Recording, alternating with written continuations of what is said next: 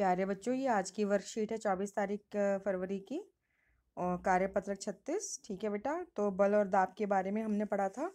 तो बेटा दा ब है, इन्होंने गलत प्रिंट करा हुआ है।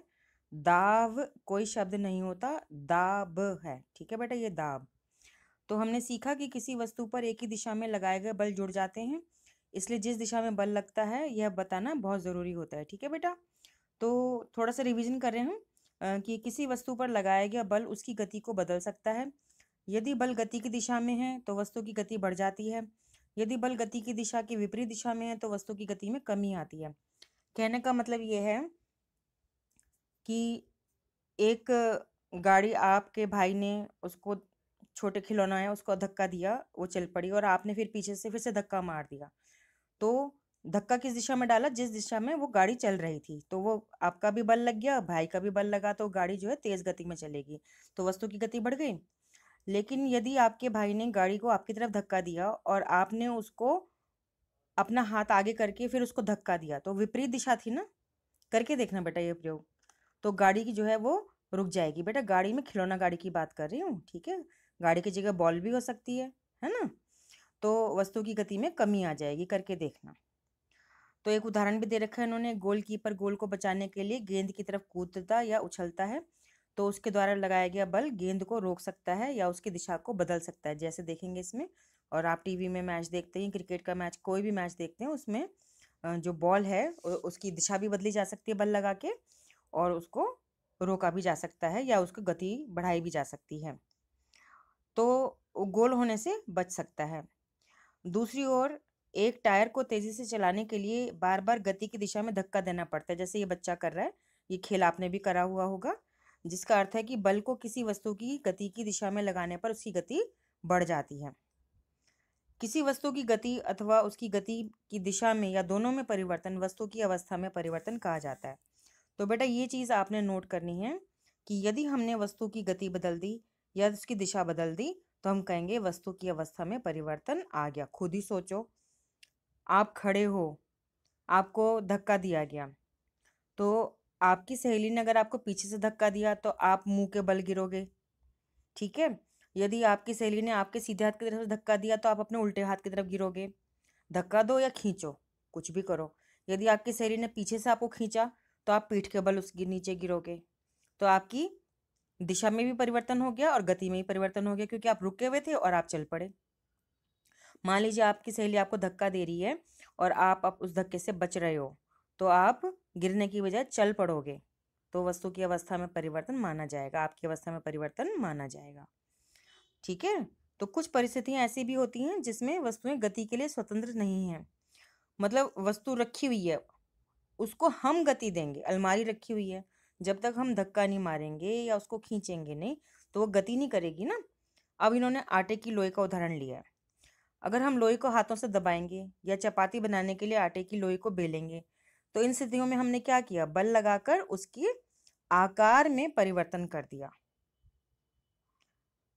बेटा आकार में परिवर्तन चलो मान लेते हैं, लेकिन ये आकृति में परिवर्तन ज्यादा है इसमें। आकार में परिवर्तन तो क्या मतलब होगा कि अगर हम लोई बड़ी ले ली तो उसको छोटा कर दें, छोटी लोई में दूसरा आटा लगा के उसको बड़ा कर दें, तो बेटा उसको हम बोलते हैं आकार में परिवर्तन। तो बेटा यहाँ पे ये शब्द गलत दे रखा है, आकृति में परिवर्तन है, क्योंकि आपने लोई को हाथों से दबा के उसकी आकृति बदली या चपाती बेलकर उसकी आपने आकृति बदली। आकृति मतलब उसकी शेप बदली है, ठीक है। तो आकार में हम हमेशा छोटे से बड़ा, बड़े से छोटा, या गोल करना, तिकोना करना, चौकोर करना, आयताकार करना, उसको हम आकार में परिवर्तन कहेंगे। पेंसिल को आप छीलते जा रहे हैं, छीलते जा रहे हैं, आकार में परिवर्तन हो रहा है ना। तो ये ध्यान में दीजिएगा, तो ये गलती है, इसको ठीक कर लीजिएगा। अब हम आते हैं प्रश्नों पर। प्रश्न एक कहता है, दो स्थितियों के उदाहरण दीजिए जिनमें बल के कारण किसी वस्तु की अवस्था में परिवर्तन होता है। तो आपको ध्यान है ना, वस्तु की अवस्था में परिवर्तन तब होगा यदि उसकी गति और गति की दिशा में परिवर्तन हो। मैं थोड़ा सा कलर चेंज करती हूँ, फिर आपको समझ आएगा और ज्यादा अच्छा। स्थिति के लिए गति में और गति की दिशा में या दोनों में परिवर्तन को हम वस्तु की अवस्था में परिवर्तन कहते हैं। तो दो उदाहरण देने हैं कि वस्तु की अवस्था में परिवर्तन हो रहा है।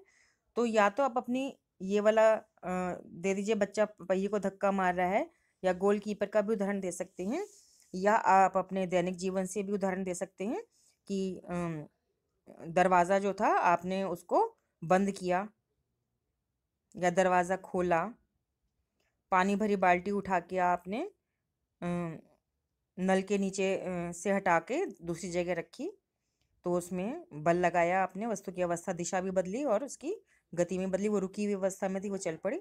या आप बॉल को पैर से धक्का मारते हुए खेल रहे हैं। तो ये सब उदाहरण है, कोई से भी आप उदाहरण लिख दीजिएगा, ठीक है बेटा। अब प्रश्न 2 देखते हैं कि निम्न स्थितियों में बल के प्रभाव को पहचान कर लिखें।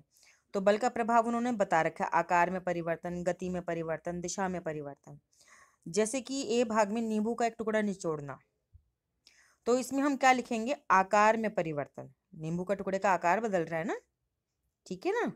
अच्छा, बी है लोहार द्वारा हथौड़े से लोहे के एक गर्म टुकड़े को पीटना, तो इसमें भी आकार में परिवर्तन आएगा। गर्म टुकड़ा पड़ा हुआ है, उसको पीट पीट के उसको चपटा कर रहे हैं, तो आकार में परिवर्तन आ रहा है उसके, नहीं, आकृति में परिवर्तन होना चाहिए। बेटा आप इसमें आकार व आकृति शब्द लिख लीजिए, आकार तथा आकृति में परिवर्तन, क्योंकि उसकी आकृति बदल रही है, ठीक है।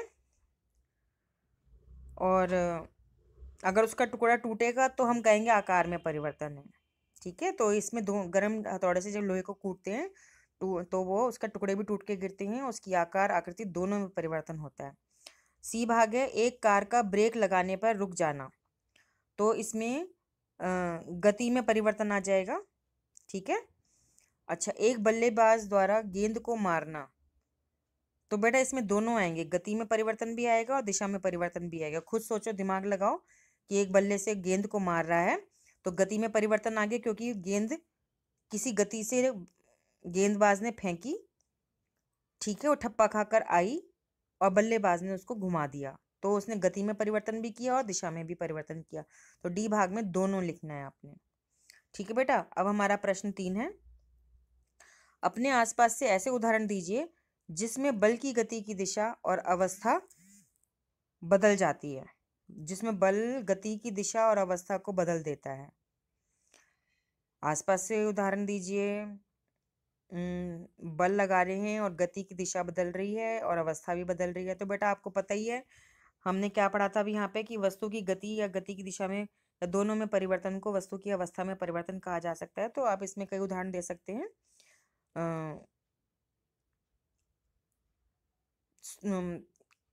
खेलने का भी दे सकते हैं, भागने का दे सकते हैं। आप घर से कोई दूध लेने गए या सब्जी लेने गए हैं या आप पार्क में गए हैं खेलने, तो कोई कोई उसमें से उदाहरण अपने दिमाग से सोच के लिखिए, ठीक है। मैं देखती हूँ आप कितना गति की दिशा अवस्था दोनों बदल रही है।